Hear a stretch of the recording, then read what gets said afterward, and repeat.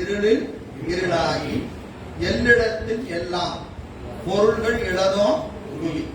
இருள இருட்டாணிக்கணும். எல் என்பதற்கு என்னதுங்க? ஒளியின் பேர். எல் என்பதற்கு ஒளியின் பேர். இருளில் இருளாய், இருட்டுல இருட்டாணிக்கும், வெளிச்சத்துல ஒளியில ஒளியாய் நிற்கும். பொருள்கள் இழதோ புவி. புவியில அப்படி பொருள் இருக்கிறதா அப்படின்னு கேட்டா என்னது? இருக்கா இல்லையா? நிறைய இருக்கு. நிறைய இருக்கு. எது போல? கண் போல, அடிகம் போல, ஆகாயம் போல. ஆகாயம் போல. ஏன்னா அது ஓமையை நிறுவனமா இல்லையா? மேல சொன்னது நிறுவனம். ஓமை காட்டி நிறுவுகிறார். இங்க கேள்விப்பட்டு தான் கேட்டுக்கிறாரு. உலகத்துல அப்படி பொருள் இருக்கா அப்படின்னா இருக்கிறது என்பது நீங்க உரையில தான் வருவிச்சுக்கணும். இருள இருளாகவும் ஒளியில ஒளியாகவும் இருக்கிற பொருள் உள்ளனவா அப்படின்னு கேட்டா ஆம் உள்ளன. எது போல? கண் போல, கண் போல, படிகம் போல, ஆகாயம் போல. உயிர் சத்தோடு கூடும், அசத்தோடும் கூடும் என்பது விடை. விடை. சரி, அப்போ இந்த உயிர் சத்தோடு கூடும், அசத்தோடு கூடும். கண் இருட்டுல கூடும், வெளிச்சத்துல கூடும். அதெல்லாம் சரிதான். இந்த இருள் என்ன செய்யும்? உயிருக்கு துன்பத்தை செய்யும். இருள் என்ன செய்யும்? துன்பத்தை செய்யும். இந்த ஒளியாகிய அருள் என்ன செய்யும்? இன்பத்தை செய்யும். சரிங்களா? சிவத்தோடு கூடினா என்ன வரும்? இன்பம். ஆணவத்தோடு கூடினா துன்பம். இப்போ இந்த உயிர் என்ன செய்யலாம்? நேரம் சிவத்தோட கூட வேண்டியதானே இல்லையா? நேரம் என்ன செய்யலாம்? சிவத்தோட கூட வேண்டியதான். ஏன் போய் இந்த ஆணவத்துல போய் கூடி நின்றுகிட்டு அப்புறம் அவரு வந்து கூட படாத பாடு பட்டு சகலத்துல கொண்டு வந்து இத்தனை பிறவியில போட்டு துன்பப்படுத்தி மாத்தி இத்தனை பண்ணி இவரை கொண்டு போய் முத்திரையா வைக்கணும். இதுதான் ஒளியில கூடுமா இல்லையா? கூடுமா இல்லையா? கூடும். அப்ப நேரம் என்ன செய்யலாம்? ஒளியோட கூடிய வேண்டியதானே. அனுபவிக்க எதுக்கு அனுபவம்? உயிர் வந்து நேரடியா சிவத்தை அனுபவிக்க அந்த பக்கம் அதுதான் வாக்கியம். ஏன் நேரம் கூட வேண்டியதானே? அவரு பெருமான் இருக்கிறாரா இல்லையா?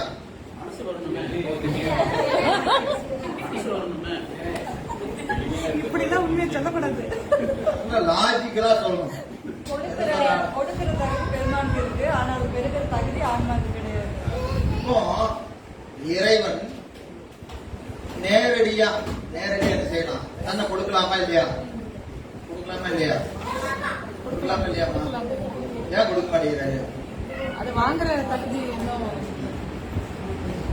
இப்போ உயிரினுடைய இயல்பு எப்படி இருக்குன்னு கேட்டீங்கன்னா அனாதி கேவலத்துல ஆணவ மலத்தோடு கூடி நிற்கிறது ஆன்மா. இது ஆன்மாவினுடைய குற்றம். இது இறைவன் இந்த ஆணவ மலத்தை கூட்டலை. ஞாபகம். அனாதி கேவலத்துல ஆன்மாவின் அறிவை ஆணவ மலம் இயல்பாகவே மறைத்துக் கொண்டிருந்தது. புரியுதுங்களா? அப்போ இவன் என்ன செய்யல? இறைவன் வந்து ஆணவ மலத்தை கூட்டல. இது ஏற்கனவே என்னது இருந்தது. அறிவை ஆணவ மலம் மறைத்துக் கொண்டு இருந்தது. மறைத்துக் கொண்டிருக்கிற அறியாமையை நீக்குவதற்காகத்தான் அவன் என்ன செய்கிறான்? பிறப்பை கொடுக்கிறான். சரி, பிறப்பை கொடுக்காம நேரா புத்தி கொடுத்துடலாம்ல. கொடுக்கலாமா இல்லையா? கொடுக்கலாமா கொடுக்கூடாதா? இறைவன் என்ன செய்யலாம்? சரிங்க, என் அறிவுதான் ஆணவ மனத்துல மறைச்சிருக்குது. உங்க அறிவு நல்லாதானே இருந்துச்சு. அப்ப நீங்க என்ன செய்யலாம்? சுத்தத்தை கொடுத்துட வேண்டியதுதானே. அப்படின்னா அப்படி கொடுக்க முடியாது. பாடம் நடத்துற வாத்தியாரு 12வது வாத்தியார். அவருக்கு 12வது வரைக்கும் பாடம் நடத்த தெரியும். அதனால நேரம் எல்கேஜி பையனை கூட்டிட்டு வந்து, சார் எப்படியும் நீங்க 12வது படிச்சுதான் ஆகணும். நீங்க எப்படியும் 12வது படிச்சுதான் ஆகணும். அதனால நான் என்ன செய்யறேன்? இப்பவே ஒரு 12வது பாடத்தை நடத்துறேன் அப்படி நடத்த அவன் என்ன செய்வான்? 1வது பாடத்தையே நடத்தினா அவன் பிதக்காலாம் முடிச்சுட்டு இருப்பான் இல்லையா? அவனுக்கு போய் 12வது பாடத்தை நடத்தினா அவன் என்ன செய்வான்? நீங்க பாட்டுக்கு நடத்துங்க, நீங்க பாட்டுக்கு நடத்துங்க, நான் பாட்டுக்கு தூங்குறேன் அப்படின்னு தூங்கிடுவானா இல்லையா? வாத்தியாருக்கு என்ன தகுதி இருந்து என்ன பண்றது? மாணவன் கேட்கணுமா இல்லையா? கேட்கணுமா இல்லையா? அவன் கேட்காத பாடத்தை நடத்து. எனக்கு எல்லாம் தெரியும், எனக்கு எல்லாம் தெரியும் அப்படின்னு நடத்துல என்ன ஆகும்? பயன் விளையாது, முயற்சிகள் பயனை கொடுக்காது. அப்போ உயிருக்கு அறியாமை என்ற குற்றம் இருப்பதனால இவன் எதை கொடுத்தா அனுபவிப்பான்? எதை கொடுத்தா அனுபவிப்பான்? அப்ப அவனுக்கு இப்ப எதை அனுபவிப்பான்? உலகத்தை கொடுத்தாதான் அனுபவிப்பான். உலகத்தை கொடுத்தாதான் அனுபவிப்பான். அப்ப என்ன செய்யணும்? அதை கொடுத்து அப்புறம் என்ன செய்யணும்? இதெல்லாம் முதல்ல சாப்பிடுப்பா, எப்படி இருக்கு அதுல வச்சு இனிமேல் எடுப்பியா? எடுக்கணும். குழந்தைக்கு நான் பார்த்துருக்கோம் இல்லைங்களா? தம்பி சுற்றுனா அந்த குழந்தை கேட்கவே கேட்காது. நம்ம அந்த பக்கம் போனதுக்கு தொட்டு பார்ப்போம். ஏன்னா அதுக்கு என்னது? அது சுடுன்னு சொன்னாலும் நம்ம தொட்டு தான் பார்ப்போமே. எப்ப பார்த்தாலும் நம்ம அம்மா வந்து இதை செய்யாத அதை செய்யாதன்னு சொல்லிக்கிட்டே தான் இருப்பாங்க. அதனால அந்த பக்கம் போனோம்னு என்ன செய்யும்? அது தொட்டு பார்ப்போம். சுருக்கள் சொல்றதுக்கு அப்புறம் என்ன செய்யும்? ஓ இது தொடக்கூடாது. அப்போ அது அனுபவித்தாதான் இது நமக்கு ஆகாது.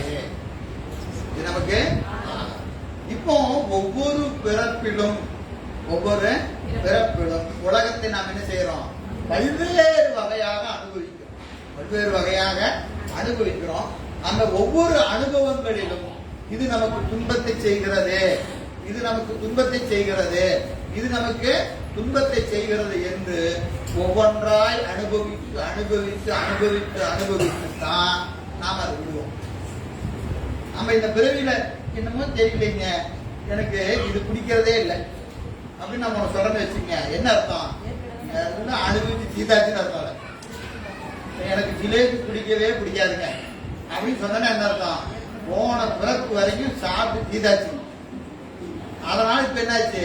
அந்த ஜிலேபி மேல ஒரு ஓர்ப்பு வந்துருச்சு. ஆனா இன்னும் லட்டு பிடிக்கும், இன்னும் லட்டு ஓர்க்கல, லட்டு எனக்கு ஓர்க்கல. அப்ப நம்ம எதெல்லாம் நம்ம ஓர்க்கிறோமோ அதெல்லாம் முன்னை பிறப்புகளிலே நாம் மிக அதிகமாக அனுபவிச்சிருக்கிறோம் அர்த்தம். இப்படி அனுபவித்து உலகம் நமக்கு ஓர்க்க வேண்டும். உலகம் நமக்கு ஓர்க்கணும். உலகத்தில் இருக்கிற ஒவ்வொரு விடயங்களையும், செல்வம், கல்வி, புகழ், மனைவி, மக்கள், வீடு, வாசல் என்று எதையெல்லாம் நம்ம விரும்பி அனுபவிக்கிறோமோ இத்தனையும் நமக்கு என்று உவர்க்கிறதோ அன்னைக்குதான் பெருமான் வந்து நின்று என்ன தட்டுமா சாமி அப்படின்னு கேட்பாரு. அப்பதான் இது அம்மா சாமி இதெல்லாம் எனக்கு அனுபவிச்சு பார்த்துட்டேன், ஒண்ணு சரியில்லை, கொஞ்சம் வாங்கல உங்களையும் அனுபவிச்சு பார்க்கறேன் அப்படின்னு இது அப்பதான் என்ன செய்யுங்க? பெருமானை திரும்பி பார்க்கும். அது வரைக்கும் இது பார்க்காது, உலக போகங்களை இது இச்சிக்கிற வரைக்கும் இதற்கு திருவருள் மீது நாட்டம் வராது. அப்போ அது வரைக்கும் அவன் செய்யறான், காத்து கொண்டிருப்பது மட்டுமல்ல, நாம் வேண்டிய உலகங்களை அவனுக்கு தெரியும் இது உனக்கு பயன்படாதுன்னு. ஆனாலும் நாம் அதே தான் கேட்போம். குழந்தைக்கு சாக்லேட்டு கேக்குதா இல்லையா? பண்ணி சொத்தையா இது சாமி, சாக்லேட் தான் என்ன பண்ணி தொலைகிறது, அப்படி கொடுக்குறமா இல்லையா? ஏன் அது சாக்லேட் வேணும்னு காட்டுதுன்னா நீங்க அது என்ன சொன்னாலும் கேட்காது. என்ன சொன்னாலும் அதுக்கு என்ன செய்வான்? புடி தின்னு தொலை அப்படின்னு கொடுத்துருவோம். ஏன்னா இல்லைன்னா என்ன செய்யாது? சாப்பாடே சாப்பிடாது. சாக்லேட் கேட்டேன் அதையே பாடிட்டு அப்ப என்ன செய்யணும்? சாப்பாட்டை சாப்பிடும் இல்லைங்களா? அப்ப என்ன செய்யுது? இந்த விரும்பிய ஒன்றை இது எப்படி கேட்கணும்? அது அறிவு எப்படி இருக்கிறது பாருங்க, எவ்வளவு தூரமாக இருக்கிறது.